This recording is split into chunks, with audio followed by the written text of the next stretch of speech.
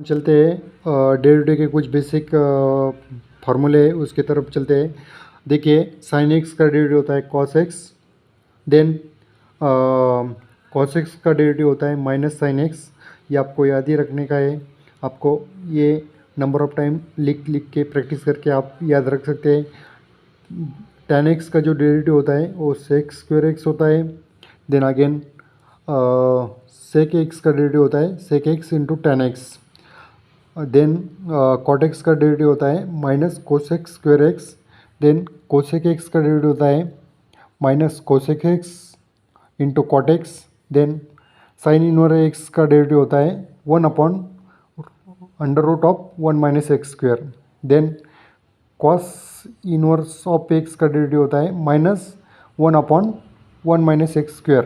जो sine x का sine inverse of x का डेरिवेटिव होता है वही रहता है, ओनली माइनस आता है। देखिए tan इनवर्स एक्स का डेरिवेटिव होता है 1/(1 + x²). ये डेरिवेटिव आपको जो भी इतने हमने देखे हैं, ये डेरिवेटिव को आपको नंबर ऑफ टाइम लिख लिख के प्रैक्टिस करके आपको याद ही रखने का है। अगर आपको ये डेरिवेटिव सिंपल डेरिवेटिव याद होते हैं तो आप आगे जाके लॉन्ग क्वेश्चन के आंसर कर सकते हैं। और इसके लिए आपको ये सब के सब डेरिवेटिव है ये आना बहुत ही ज़रूरत है। हमारा ये पार्ट 2 का वीडियो था। पार्ट 1 में हमने कुछ बेसिक फार्मूले देखे हैं और पार्ट 2 के फार्मूले हैं, ये आप याद रखिए। इसको याद रखने के लिए एक ही होता है, आपको इसको लिख कर नंबर ऑफ टाइम लिखते लिखते आपके ये याद रह जाते हैं।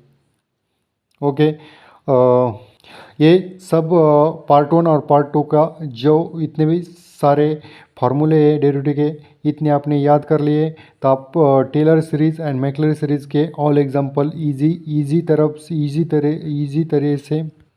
इजी तरह से सॉल्व कर सकते हैं।